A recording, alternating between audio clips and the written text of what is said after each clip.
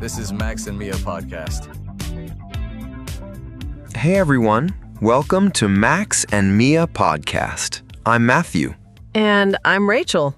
It's Wednesday, so you know what that means. It's time for another episode. That's right. And today we've got something really special for you. We're calling this one 30 Minutes of Real English. I love this title. Let's tell them why. So, here's the thing. A lot of you message us and say the same thing. I want to learn English, but I just don't have time. Work, school, family, life gets busy, right? Super busy. And honestly, we get it. Sitting down with a textbook for an hour, that's just not realistic for most people.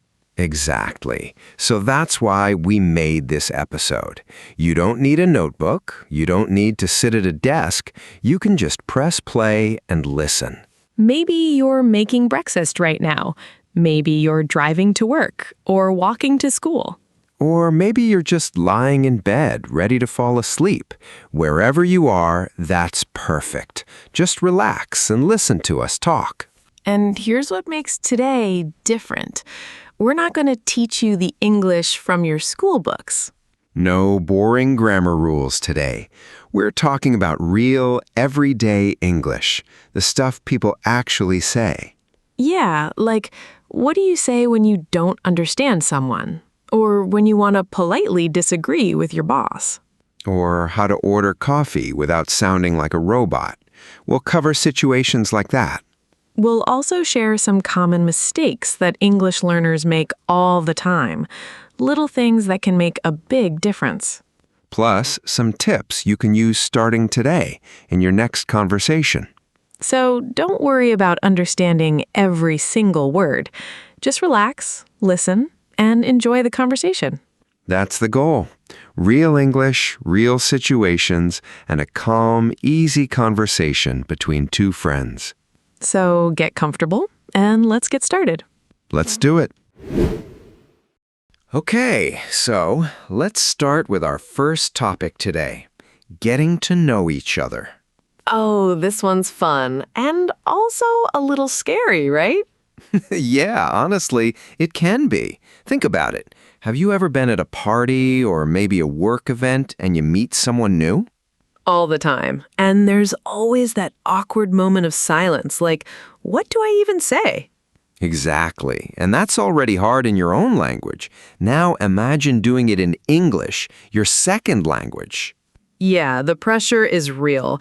You're thinking about grammar, pronunciation, and trying to sound normal all at the same time. So today, we want to help you feel more confident in those situations. So, Matthew, can I jump in here with a question, like something a listener might ask? Of course, go for it.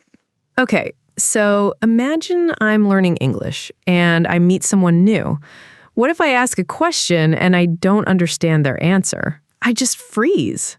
That happens to so many people. And it's actually one of the biggest problems learners have. It's not that they don't know English, it's that they get nervous and their mind goes blank. Right. And also, sometimes we don't know which questions are okay to ask. Like, is it rude to ask someone's age? Good point. In English, some questions that feel normal in other cultures can actually feel a bit too personal here. Things like age, salary, or someone's weight, those are usually questions people avoid, especially with someone they just met. So it's not just about the language, it's about the culture too. Exactly. That's a really common mistake. People translate directly from their language, and the question sounds fine to them, but it can make the other person uncomfortable. So, let's give you some tools. First, safe topics. Things like hobbies, travel, food, or work are usually a great place to start. And a simple trick, ask open questions, not just yes or no ones. Instead of, do you like your job? Try, what do you like about your job? That keeps the conversation going naturally instead of stopping after one word. Also, small talk phrases really help, like, so what do you do? Or how do you know Sarah, if you're at a party, for example. And here's a tip if you don't understand something. You don't need to panic. You can simply say, "Sorry, could you say that again?" Or "I didn't quite catch that." Those two phrases alone will save you in so many conversations. For sure. And one more thing, don't be afraid of silence. A little pause is normal, even for native speakers. That's such a relief to hear, honestly. Okay, so now let's actually show you how this sounds in real life. Rachel and I are going to do a quick role play for you. Imagine we're meeting for the first time at a work event. Love it. Let's do it. Okay, here we go. Hi, I don't think we've met. Matthew. Hi, Matthew. Nice to meet you. So, what do you do? I work in marketing, actually. What about you? Oh, nice. I'm a graphic designer. How do you know people here? Is this your company's event? Yeah, exactly. I've been working here for about 2 years now. How about you? Is this your first time at one of these events? It is, actually. I'm a little nervous, to be honest. Don't worry, everyone feels that way at first. See? Simple, right? No complicated grammar, just natural, easy questions. Exactly. That's real English in action. And once you get comfortable meeting someone new, there's usually a next step in the conversation. Which is exactly what we're talking about next. Okay, so imagine this. You already got past that first hello. You know their name. Maybe you talked about work or hobbies. And now you see that same person again. Maybe a week later, maybe a month later. Right. And there's this question that comes up constantly. In English, people love asking it. Let me guess. How's it going? Exactly that one. Or, what's new with you? How have you been? So many versions of basically the same thing. It sounds simple, but honestly, it trips up a lot of learners. It really does. And I think I know why, too. Yeah, why's that? Because so many people tell us the exact same thing. Someone asks me, how's it been? And my mind just goes blank. I don't know what to say besides good. Oh, that happens constantly. People freeze because they think they need this big, detailed answer. Right. Or on the other hand, some people go too far the other way and start explaining like everything, their whole week, minute by minute. That happens too. And the listener is just standing there like, okay, wow, that's a lot. So there's kind of two problems, huh? Not knowing what to say or saying way too much. Exactly. And there's another thing. Sometimes people don't realize this question isn't always a deep one. It can just be a friendly habit, not a real invitation to share your whole life story. Oh, that's interesting. So it depends on the situation. Totally. If it's a coworker passing you in the hallway, it's usually quick and casual. If it's a close friend at coffee, you can go a bit deeper. So here's a simple structure you can use. Short answer plus one small detail, then you throw the question back. Can you give an example? Sure. Something like, pretty good actually. Work's been busy, but good. How about you? Oh, that's easy to remember. Short, one detail, then a question back. Exactly. And if things aren't great, that's okay too. You don't need to fake it. You can just say, honestly, it's been a bit rough lately, and leave it there. Or add a little more if you want. What about some useful phrases, like beyond just good or bad? Oh yeah, let's give them some options. Can't complain. Same old, same old. Those mean things are pretty normal, nothing new. I like same old, same old. That's such a natural one. Or if things are going really well, you can say, living the dream. It's a bit playful, kind of funny. I feel like that one depends a lot on tone, too. Definitely. If you say it with a smile, people get that you're being lighthearted. All right, let's put this into practice. Quick role play again. This time, imagine we're old friends who haven't talked in a while. Perfect. Let's do it. Rachel, hey, it's been forever. How's it going? Oh my gosh, hi. I know, way too long. Honestly, pretty good. Work's been crazy busy, but I can't complain. How about you? Same old, really. Just been focusing on some new projects. Nothing too exciting. Well, nothing too exciting sounds pretty peaceful to me, honestly. True. Can't argue with that. See how natural that felt? Short, simple, and it keeps the conversation flowing. No pressure to say something perfect, just a real easy back and forth. And once you know how someone's life has been going, there's usually one topic that comes up eventually. Oh, I know exactly where you're going with this. Yeah, because right after how's life going, what's the thing people bring up almost automatically? Money. It's always money. Every single time. Everything's so expensive now. I feel like I hear that in every conversation lately. Honestly, same. I was at the grocery store last week and I just stood there looking at the total like, wait, how is this so much for like 5 things? I felt that in my soul. It's like every year your money buys a little less. Exactly. And that's actually a real term, the cost of living. It just means how expensive it is to live somewhere day to day. Rent, food, transportation, all of that. Right. And that phrase comes up constantly in English conversations now.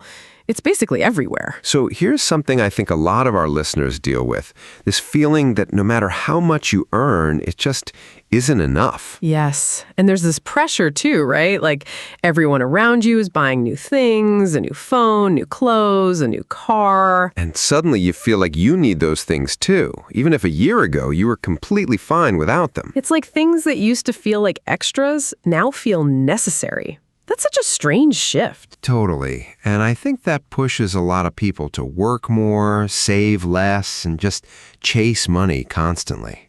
Which honestly brings up something deeper, don't you think? Go on.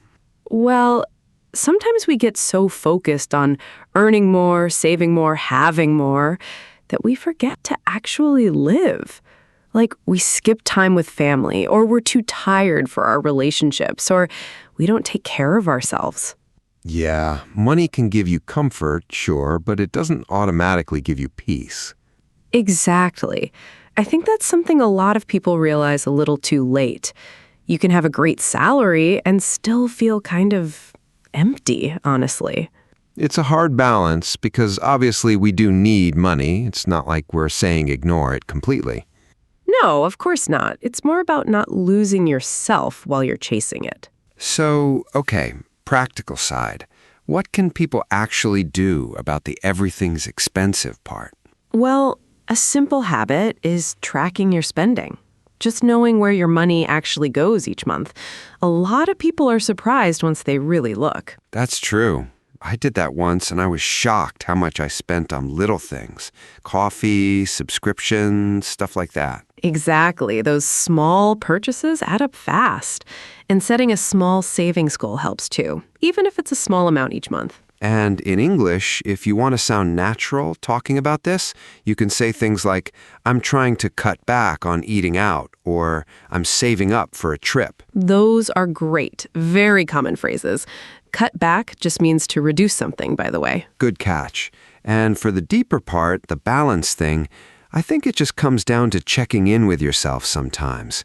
Are you working so much that you're missing out on other things that matter? Right. Your relationships, your health, even just quiet time for yourself. Money is a tool, honestly, not the whole goal. Well said. It's definitely something worth thinking about, even outside of the language lesson. For sure. Okay, so speaking of things we spend money on, I see what you did there. there's one thing basically everyone owns now, and honestly, we can't seem to put it down. Oh, I already know what you're about to say. Okay, real question, Matthew. No lying. Uh-oh, here we go.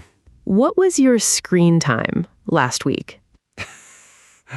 Okay, don't judge me. It was like 38 hours? 38? Matthew. I know. Okay, what was yours then? Honestly, 35. So I really can't say much. See, we're all in the same boat here. It's true, though. Phones are just everywhere in our lives now. Social media, messages, news, everything. Right, and it's kind of wild when you think about it. 10 years ago, we didn't even carry the entire internet in our pocket. So here's something a lot of people struggle with. You pick up your phone just to check one thing. And suddenly 45 minutes are gone and you don't even remember what you were doing. Exactly. It just happens automatically. And I think social media makes it worse sometimes. You start comparing your life to other people's, their vacations, their houses, their relationships. Right, and most of the time, people only post the good parts.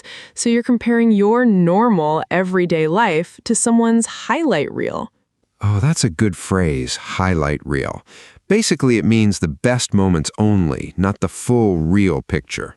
Exactly. And there's also this bigger conversation happening now, especially with things like AI. Oh, that's a hot topic. People have really strong opinions about it. Definitely. Some people are excited. They think it's going to make life easier, save time, help with work. And others are worried. They think it might take jobs away, or that we're relying on technology way too much already. It's honestly a really divisive topic. Divisive means it creates a lot of disagreement. People take very different sides. Yeah, and I think that's fair to say for a lot of tech advances lately, not just AI, even things like social media regulations or how much data companies collect from us. Right. Privacy is a huge concern for a lot of people now, too. So, okay, practical side again. What can we actually do about the screen time thing? Honestly, small changes help a lot. Turning off notifications you don't really need is a big one. That's true. I turned off most of my notifications, and it made a huge difference. Also, some people set specific times to check social media instead of just checking constantly throughout the day. And for talking about this stuff in English, you can say things like, I'm trying to cut down on screen time, or I unplugged for the weekend. Oh, unplugged is such a good one. It just means disconnecting from technology for a while. And when it comes to opinions, like about AI or new technology, you can say, I have mixed feelings about it, if you see both the good and the bad sides. That's a really useful phrase, actually. Mixed feelings. It works for so many topics, not just technology. True. Okay, should we show them how this sounds in a real conversation? Let's do it. Quick role play. Two friends talking about phones and social media. Hey, have you seen this new AI app everyone's talking about? Oh yeah, I actually downloaded it last week. Honestly, I have mixed feelings about it. Really? Why is that? Well, it's super helpful for work, saves me a lot of time. But at the same time, it kind of worries me, you know? Like, where is this all heading? I get that. I've been trying to cut down on screen time in general lately. Phone, apps, all of it. Good for you. How's that going? Better than I expected, honestly. I unplugged completely last weekend, and it felt really refreshing. That sounds amazing. Maybe I need to try that too. See? Natural, easy conversation, but you're actually practicing real opinions and phrases. Exactly. And speaking of unplugging for a bit, there's one thing that really lets you disconnect completely. Ooh, I love where this is going. Yeah, so travel. I feel like this is one of my favorite topics, honestly. Same. There's something about talking about a trip that just makes people light up. Totally. So actually, can I ask you something? How did your trip go? Wasn't it last month, right? Oh yeah, it was amazing. I went to Portugal for about a week. No way. I've always wanted to go there. How was it? Honestly, incredible. The food, the people, the little streets in Lisbon, I loved every second of it. See, that's such a natural conversation. And this happens all the time in English, right?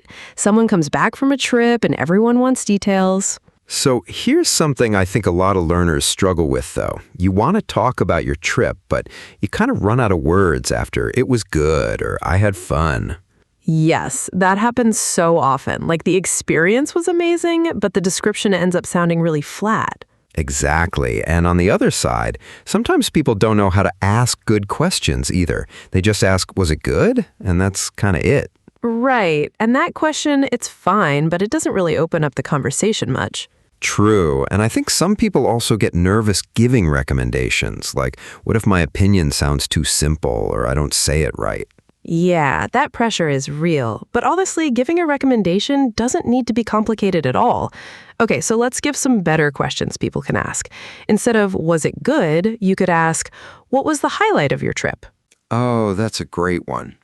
Highlight just means the best part, the moment that stood out the most. Exactly. Or you could ask, would you go back? That usually gets people talking a lot more. And for describing your own trip, instead of just, it was good, try things like, it exceeded my expectations, or, honestly, it was a bit underwhelming. Oh, underwhelming is a good one to know. It basically means something wasn't as good as you expected, kind of the opposite of exciting. Right. And for recommendations, you can keep it simple. You have to try the food there, or, I definitely recommend visiting in the spring. And if someone asks for tips, you don't need to overthink it. Just share what worked for you. Honestly, just wander around. You'll find the best spots that way. That's actually solid travel advice, too, not just English advice. True. 2 lessons in 1. All right, let's put this into practice. Quick role play. Imagine we're catching up and I just got back from a trip. Perfect. Let's go. Hey, I heard you just got back from Portugal. How was it? It was incredible. Honestly, it exceeded my expectations.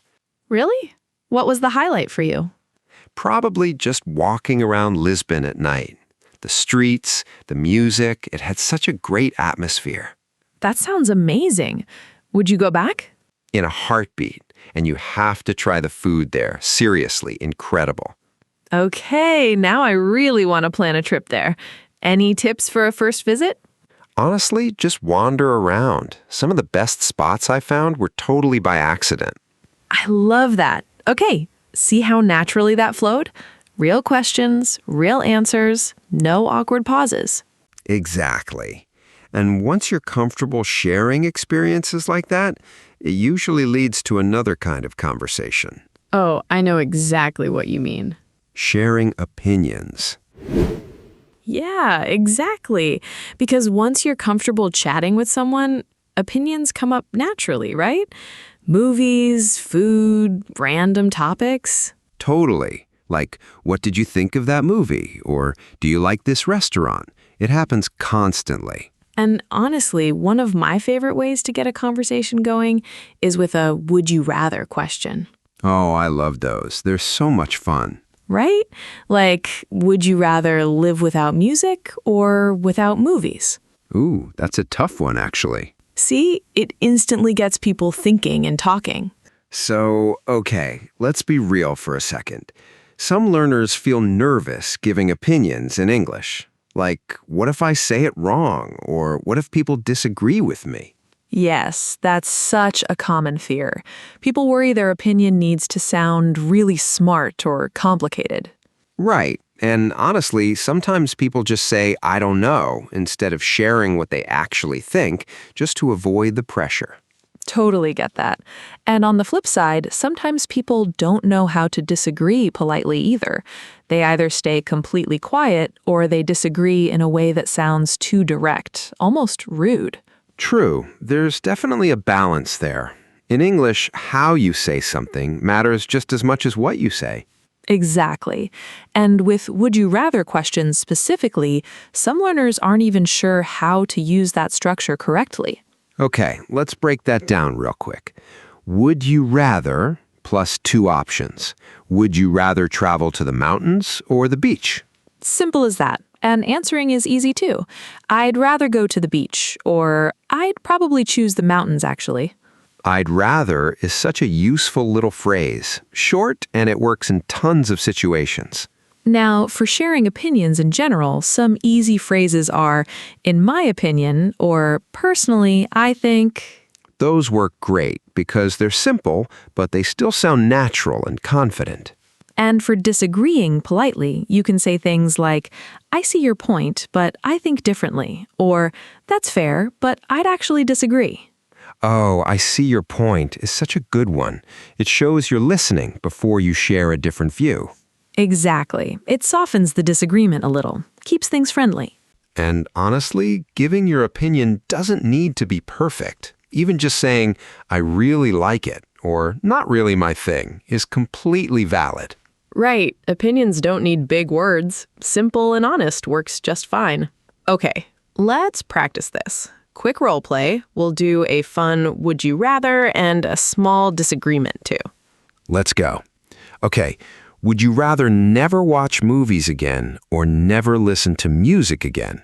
Oh no, that's brutal. Honestly, I'd rather give up movies. Music means way too much to me. Really? I'd probably choose the opposite, actually. I could live without music easier than without movies. Interesting. I see your point, but I just don't think I could survive without music personally. Fair enough. That's completely valid, too. See, that's a natural little debate. Nothing complicated, just honest opinions and a bit of friendly disagreement. Exactly. And once you're comfortable sharing opinions like that, it naturally leads to thinking about what comes next. Oh, I know exactly where this is going. The future. Yeah, the future. Such a big topic, but honestly, such a natural one, too. Right? Like people ask this all the time. So, what are your plans? Or where do you see yourself in a few years? It comes up in interviews, with friends, even with family during holidays. Oh, especially with family. So, when are you getting married? When are you buying a house? Exactly those questions, every single time. But in a lighter way, talking about the future is actually a really fun way to connect with someone. So here's something a lot of learners deal with. Talking about the future in English can feel confusing because there are different ways to do it. Will, going to, plans to. Oh yeah, that trips people up a lot. Like, which one do I even use? Exactly. And there's also this pressure, right? Like you need to have this perfect 5-year plan ready to share. Totally. But honestly, most people don't have that all figured out. That's completely normal. Right. And sometimes people also feel nervous talking about things they want to change in their life. Like admitting you're not happy with something feels vulnerable. True, that's a heavier topic, but it's also a really human one. Everyone has something they'd like to change. Okay, let's simplify the grammar side first. If it's a quick decision, use going to, like, I'm going to travel more this year. And if it's more of a promise or a spontaneous decision, use will, like, I'll definitely visit you next summer. Exactly. And for goals, you can simply say, I'm planning to, or my goal is to. Those are super easy, and they sound really natural, too. Now, for things people would like to change, a nice, gentle phrase is, I'd like to work on. It doesn't sound too dramatic, just honest. Oh, that's a good one. Or even, I'm trying to be better at. That works, too. Right. And honestly, it's okay to keep your answers simple. You don't need this huge, detailed life plan. Exactly. Something like, honestly, I just want to feel more balanced is a completely valid answer. For sure. Small, honest answers are usually way more real than some perfect, rehearsed plan. All right, let's practice this one too. Quick role play. Imagine we're just chatting about the future, casually. Perfect. Let's go. So, any big plans for this year? Honestly, I'm planning to travel more. I'll probably visit a couple new countries. That sounds amazing. Anything you're trying to change personally? Yeah, actually. I'd like to work on slowing down a bit, not rushing through everything. I feel that. Honestly, my goal is to just feel more balanced this year, less stress overall. That's such a good goal, honestly. Simple, but real. Exactly. See? No complicated words, no perfect plan needed, just an honest, natural conversation. And that's really what this whole episode's been about. Real conversations, real English. Couldn't agree more. All right, so that's it for today's episode, guys. We covered a lot. Getting to know someone, life lately, money, technology, travel, opinions, and the future. 7 topics, 40 minutes of real, natural English. Hopefully it felt more like a conversation between friends than a lesson. That's really the whole point. You don't need a classroom to improve your English. Sometimes you just need to listen, relax, and let it sink in. Exactly. So wherever you were during this episode, driving, cooking, walking, or maybe just lying in bed, thank you for spending this time with us. Seriously, it means a lot. And if any of these phrases stuck with you, try using one this week, even just one. That's honestly the best way to make it stick, little by little. So if you enjoyed today's episode, don't forget to follow the podcast so you never miss a Wednesday with us. And if you know someone who's also learning English, send this episode their way. It might be exactly what they need to hear too. We love hearing from you too, so feel free to leave a comment or send us a message with your thoughts, or even topics you'd like us to cover. We read all of them, honestly. All right, that's a wrap for today. Thanks for listening, everyone. This has been Max and Mia. I'm Rachel. And I'm Matthew. See you next Wednesday. Take care, everyone. Bye.